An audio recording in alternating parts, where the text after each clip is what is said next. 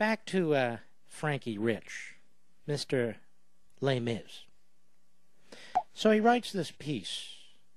She broke the GOP and now she owns it, about Sarah Palin. And the liberal men out there, they get all squishy. They get all small when faced with a strong, conservative, Republican woman who's actually accomplished more than they ever could. But there's a few paragraphs in his piece that I want to highlight. Now, we tried to contact Frank Rich today. Apparently he's in the Witness Protection Program. I wanted to bring him on the show and question him. But he's hiding out tonight. We couldn't find him. We left a message with his office, and we asked that he return our call today, but he didn't. Coward. Miserable little coward. Let me read you a couple paragraphs from the Frank Rich column, because Frank is so important. Writing about Palin, he says, it's more likely that Palin will never get anywhere near the White House, and not just because of her own limitations. The Palinist real America is demographically doomed to keep shrinking. But the emotion it represents is disproportionately powerful for its numbers. It's an anger that Palin enjoyed stoking during her palling around with terrorist crusade against Obama on the campaign trail. It's an anger that's curdled into self-martyrdom since Inauguration Day. What an idiot. But I'll continue. We'll lumber through this together. Its voice can be found in the postings at a website maintained by the fans of Mark Levin, the Obama hater who is, at this writing, the #2 best-selling hardcover nonfiction writer in America. Politico surveyed them last week. Now, these are people who put comments on the marklevinfan.com website. And so you can't know in advance what comments they're putting up there, and I have nothing to do with the website. But I love it. It's a great website run by wonderful people, and there are wonderful fans who participate in it. And the people who do run it do the very best they can when they see something that's very nasty on there to get rid of it. And a lot of time it's leftists who put things on there to try and smear us. So when Politico did this, we spent a good amount of time explaining what kind of trashy, pathetic, weak reporting that was. So, as you might expect, Frank Rich picks up where they left off. Takes their own examples. He says Politico surveyed them last week, meaning the comments that were on that website. Quote, bottom line, do you know of any way we can remove these idiots before this country goes down the crapper, wrote one Levin fan. I will help. Should I buy a gun? Another called for a new American revolution, promising there will be blood. Now, Frank Rich, being the investigative opinion maker that he is, he says these are the cries of a constituency that feels disenfranchised by the powerful and the well-educated who game the housing bubble, by a news media it keeps being told is hateful, by the immigrants who have taken some of their jobs, by the African-American who has ended a white monopoly on the White House.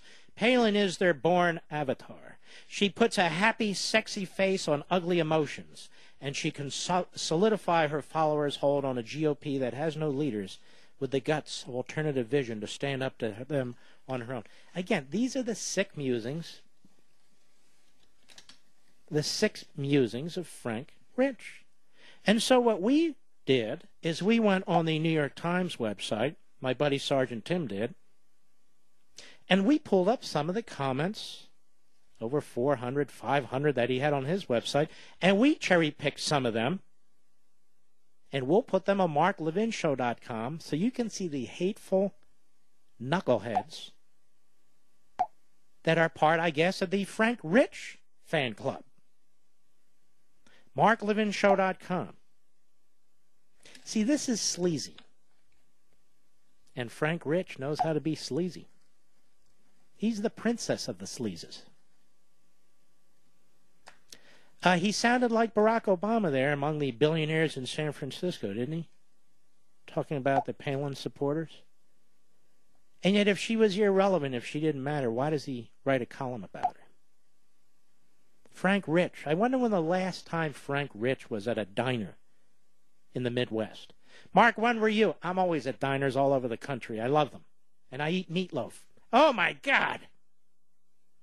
Meatloaf, a little ketchup. Don't get me started. Anyway, Frank Rich, Greenwich Village, Manhattan generally, Hamptons, maybe now and then a trek out to Beverly Hills. Always on Broadway, though, yes. Always roaming the streets near Broadway, where his true constituents are. You know, Frankie, you don't understand conservatism. You don't understand conservatives. And you pour your poison into your column.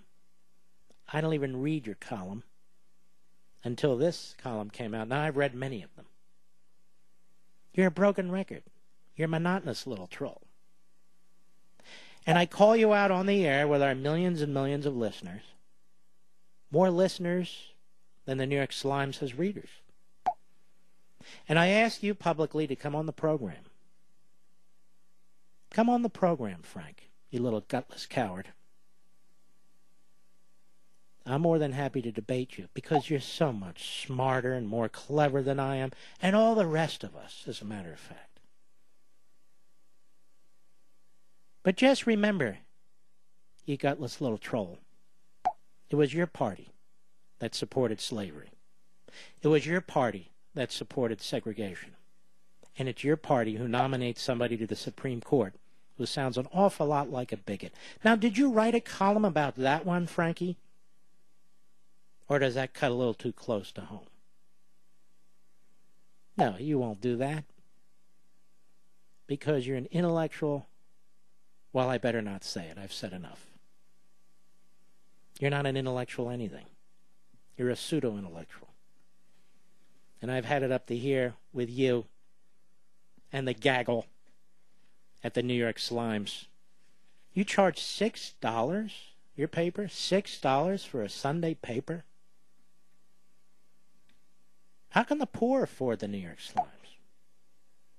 How can the middle class afford the New York Slimes? You have to be nuts to buy that newspaper, folks. There's so much real news available to you.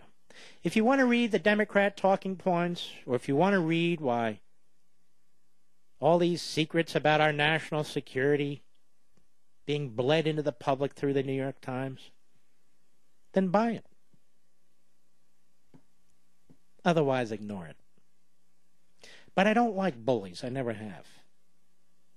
And even though Frankie Rich is built like a little butterball, he's a bully with a pen. He loves it when his fellow Greenwich villagers come up to him and pat him on the back, tell him how clever he was in attacking Sarah Palin and attacking Dick Armey, attacking George. You give it to him, Frankie boy. Oh, nobody writes like you. You're a clown. You're a clown. You should be writing for the National Enquirer. And with any luck, your paper will go under, and you will.